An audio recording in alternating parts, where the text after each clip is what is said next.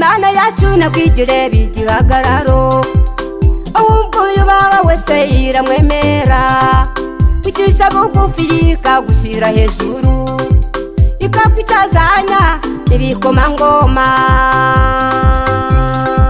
Imana yacu nabwigire bigihagararo, ahubwo yubaha wese iramwemera, kwicisha bugufi ikagushyira hejuru, ikakwitazanya ibikomangoma.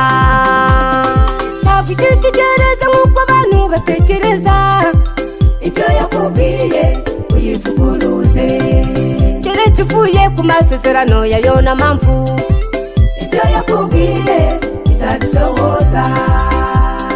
Ntabwo igitekereza nk'uko abantu batekereza, ibyo yakubwiye uyivuguruze, keretse uvuye ku masezerano yayo na mpamvu, ibyo yakubwiye izabisohoza.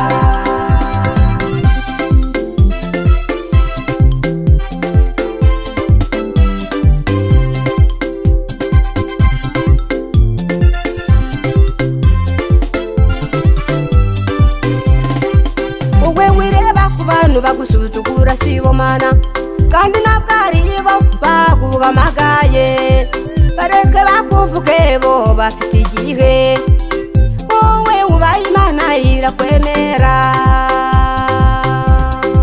Wowe wireba ku bantu bagusuzugura sibo Mana, kandi ntabwo ari bo baguhamagaye, bareke bakuvuge bo bafite igihe, wowe ubaye Imana irakwemera. Ntabwo igitekereza nk'uko abantu batekereza, ibyo yakubwiye uyivuguruze, keretse uvuye ku masezerano yayo na mpamvu, ibyo yakubwiye izabisohoza.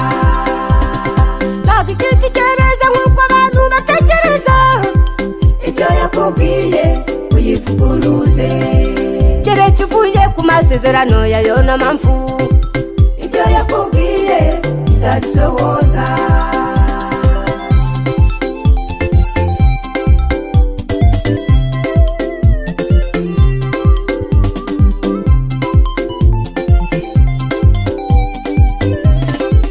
Wireba ku bibazo ufite inshuti ntabwo ariho muti, ahubwo reba ku Mana yawe yo mu ijuru, kandi nakwigira ubanura ku buto n'inshuti yanjye, uyubaha mu isi wese iramwemera.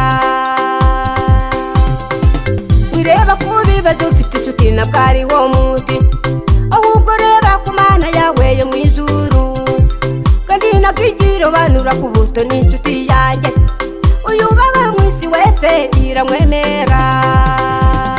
Ntabwo igitekereza nk'uko abantu batekereza, ibyo yakubwiye uyivuguruze, keretse uvuye ku masezerano yayo na mpamvu, ibyo yakubwiye izabisohoza. Ntabwo igitekereza nk'uko abantu batekereza, ibyo yakubwiye uyivuguruze, keretse uvuye ku masezerano yayo na mpamvu,